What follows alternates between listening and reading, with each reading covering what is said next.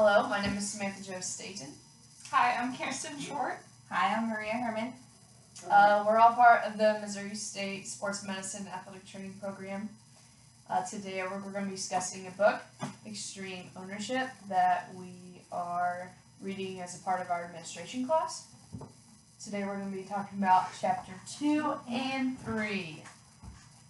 Okay. We ready to start? Yep. Okay. So one of the things that kind of stuck out to me in chapter 2 is like that there's no bad teams, there's only bad leaders. Mm-hmm. And I feel like we can kind of relate that to like athletic training because we're all working together as a team rather than just one of us. And when something goes wrong, we can't really just blame someone else. You have to kind of take on that as yourself and be like, I made a mistake, this is where I went wrong and what I can do to fix it. And I think that's like a great point because like with your patients, if they're not getting better, you can't just blame them. Half the time you have to reflect back and think about what you're doing and see what you're doing is helping them, because it could be that you're staying the same course when weeks past you should have changed because it wasn't helping. Yeah, and like another way you can view that in the athletic training world is how if you are a head athletic trainer and all your athletic training staff is not communicating on schedules, such as practice schedules and when they're seeing docs and things like that, sometimes you as a head athletic trainer needs to step in and come up with a better line of communication if they're not communicating effectively. Yeah.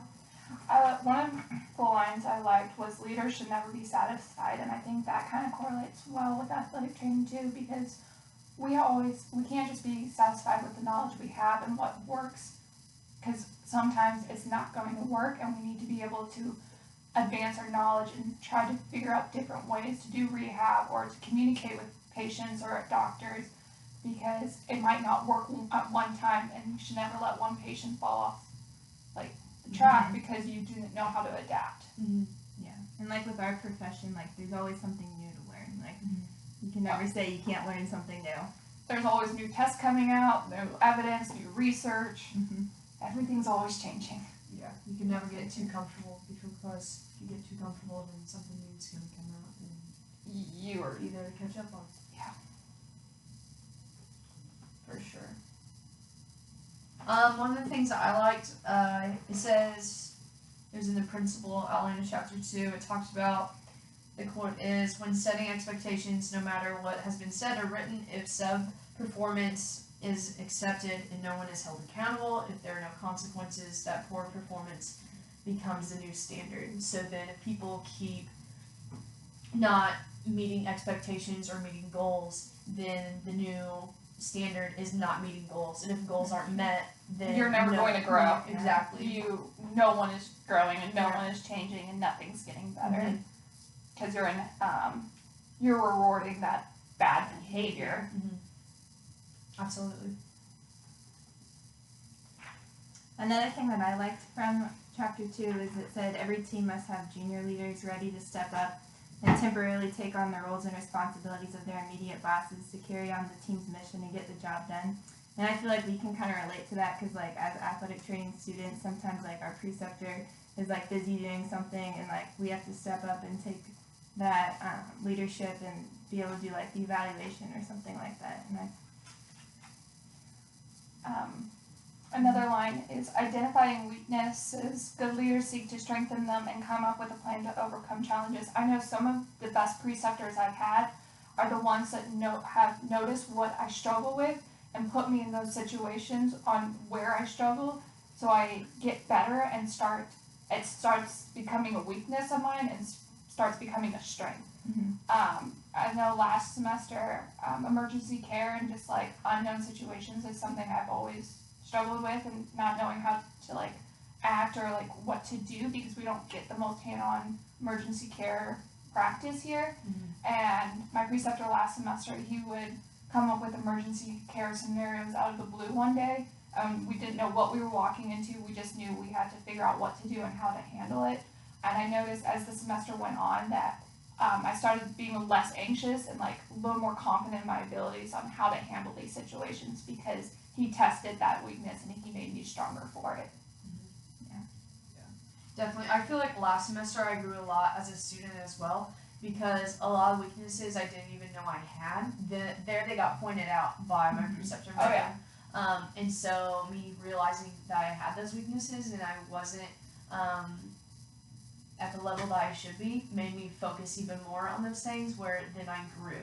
And I feel like even though I didn't know I had these weaknesses, now it makes me more confident as a student in what I'm doing and whenever I'm treating athletes. And so I feel like when you identify someone's weakness, it's not so much as a shot at them. Oh, you suck, like, but it's a chance for you to grow. Yeah, for sure. Yeah. I know Karen at Help Tracks, she was talking to me one day and I could not come up with an answer to a question.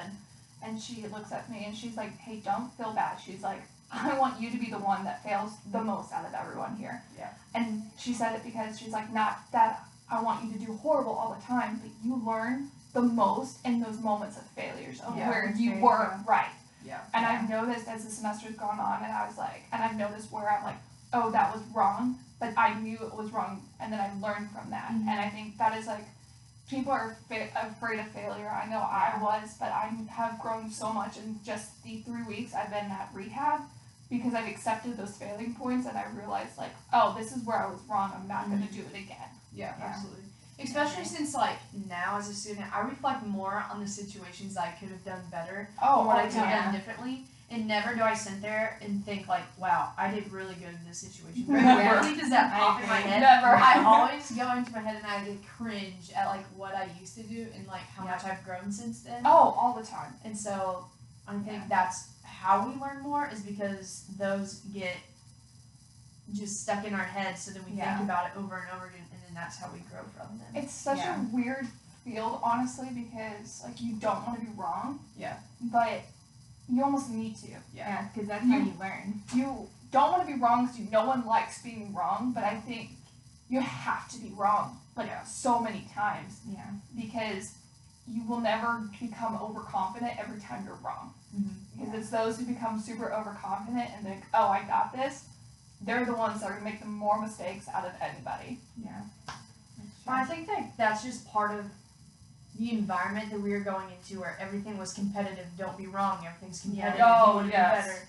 But what I learned in these past few semesters, it's that it's okay to be wrong because we should be wrong now whenever we're under our preceptors. We're under our safe to be wrong. preceptors and like everyone is around us to correct us and be like, Hey, by the way, you could do this way and this way would be better rather than When we're out there by on your ourselves. own and then you just give it a shot and then everything goes to shambles and because you didn't learn from your mistakes. You never had those moments of And then you have a failure. lawsuit against you. Bye-bye career. absolutely. But yeah. What else?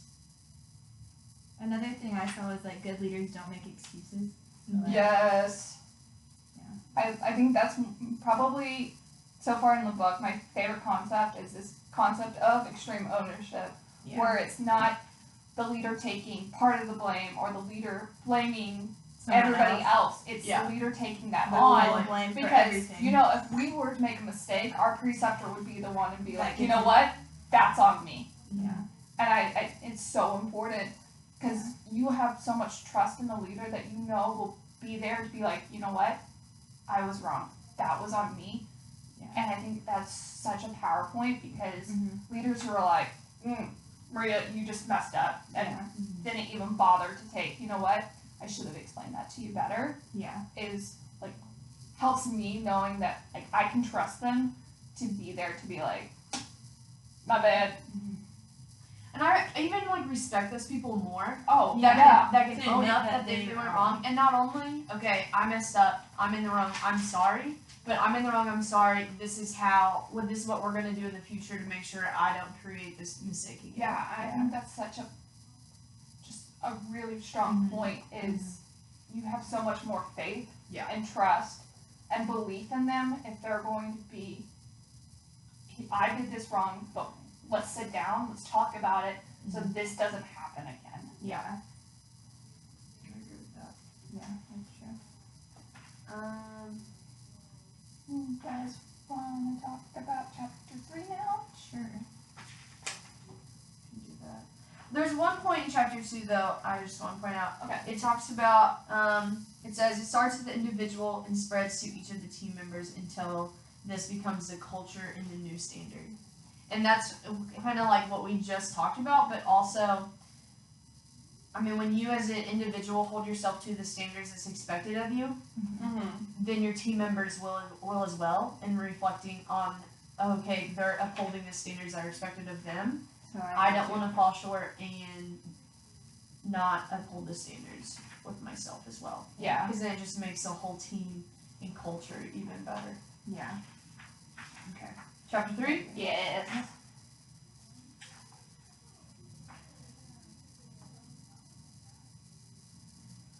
I really like the line, leaders must always operate with the understanding that they are part of something greater than themselves and their own personal interest. Absolutely. Yeah, I I think agree.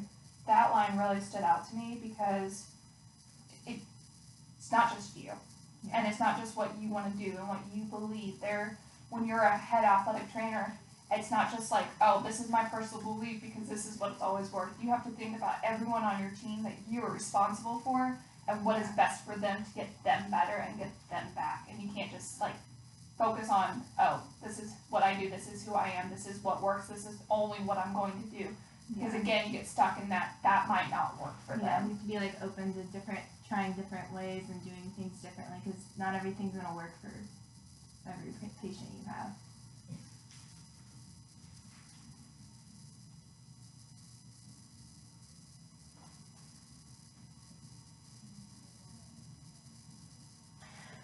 One that I saw, it's kind of long, but it says, when leaders receive an order that they themselves do not understand, they must ask why. Why are we asked to do this? Those leaders must take a step back, deconstruct the situation, analyze its strategic picture, and then come to a conclusion. So I think it's important for us as athletic trainers that if we run into a problem, that we don't immediately jump to find a solution, but we stop and we think about, okay, what's going on wrong, and then how can I make this better, and then go from there to come up with a conclusion and a plan. And you don't immediately have to have The answer. Mhm. I think one of the best things I think Shay taught me was we get so focused on coming up with a diagnosis. It's an ACL tear, it's an MCL tear, you did this, you subluxed your shoulder. Yeah. And she's like, sometimes the best thing is if you have knee pain, hip pain, shoulder pain, because you become less focused on that specific area, because once you become so key focused on one area, you are blinded Yeah. to literally everything else Mhm. because they're having knee pain, and that it could be muscle tightness up in the quad that's causing it. And I think that's a big piece of advice, is that we are so trained to coming up with, this is what you have, this is automatically what I think it is. And this is what we should do. Right, and that's not a good way to look at it, because a person is not just, my knee hurts right here.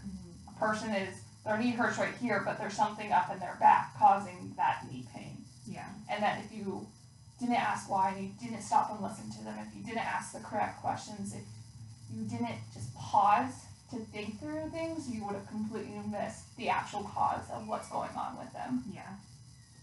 Absolutely. Another thing I liked from chapter 3, it talked about how leadership requires courage, so like asking questions and not being afraid. Otherwise, if you don't ask questions, you're not going to understand something, and then that's where mistakes come, because you're not willing to ask someone a question just to clarify. I have asked more questions at Health Tracks than anywhere else, because I know rehab is not, like, I don't have the strongest, like, Yeah. background knowledge on it, and it's sometimes the stupidest question, and as soon as I ask it, I'm like, oh wait, Like, I knew that. I knew that. But like having the confidence to ask those questions is only going to help us become better and more knowledgeable athletic trainers, Mm-hmm. is because we took that time to learn from somebody who's been in our shoes and knows what it's like. Yeah, what we're going through.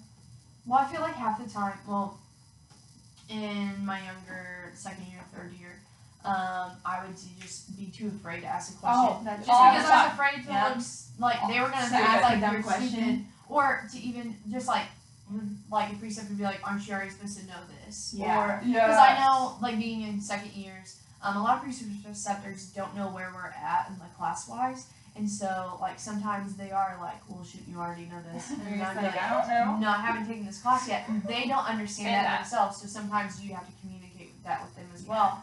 But even in classrooms, like I'm afraid to ask a question because I'm like, well, Yeah.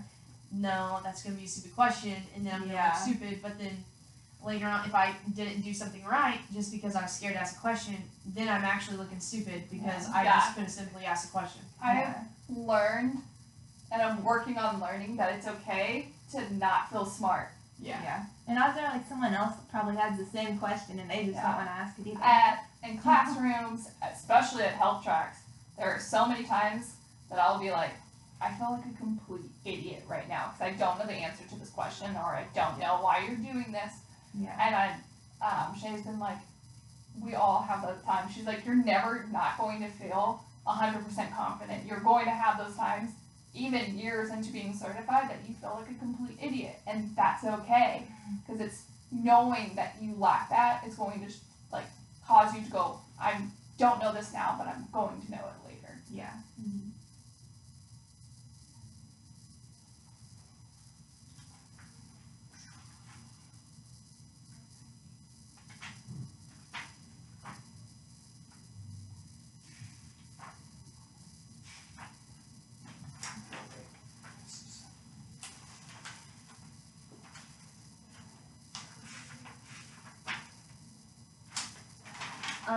Last thing I had in chapter 3, it talked about how leadership isn't one person leading the team, but it's a group of leaders working together up and down the chain of command to lead. I love that line. Yeah. Love that. I had it highlighted too. Yeah. I just like this because, it's not like the whole team depending on the head athletic trainer to make all the calls, all the decisions, tell them what to do, and depending on them.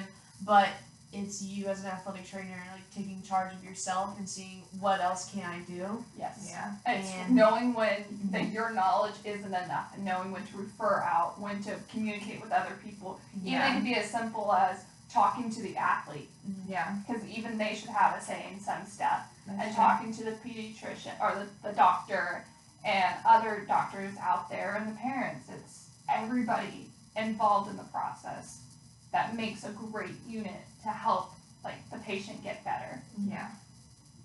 I agree. That was the last thing I have. I don't really.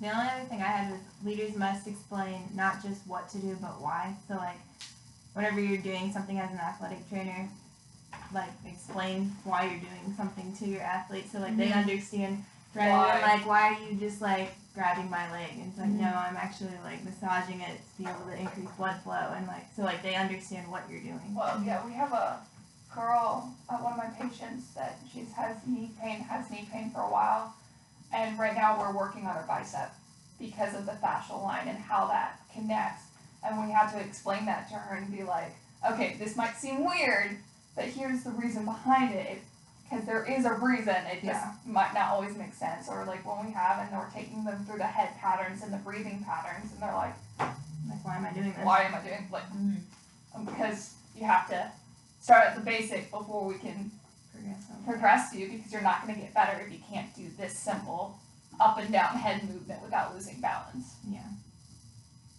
I feel like I'm at fault for that a lot too, though, with my athletes, just because I get in the habit of like doing things like so many times, like cutting, scraping, just like so many things, and I'm like, all right, this is what I'm gonna do. This is how it's gonna feel. I forget that like some athletes don't care why you're doing it or what you're doing it. They're just there. And You just have those athletes who are like, why are you doing what? Right. What's going on? And then you have those athletes that's like, okay, so what are we doing? And then how is this supposed to make me feel better? And so then I'm like, oh yeah. And so then I'm like, okay, so this is what we're doing. This is how we're going to make me feel better. And so then I think as a student or athletic trainer, I feel like it would be better to make a habit of telling every patient what we're doing, why we're doing it, why this is going to make them feel better. than to just assume that they're not going to care if they don't want to know. Yeah, because then that shows that we care. And the more we tell other people, like our patients, the more confident we're going to be in our reasoning. Because sometimes it sucks when you're just getting in the habit of doing something, and they're like, "Why are you doing this?" And you have no answer.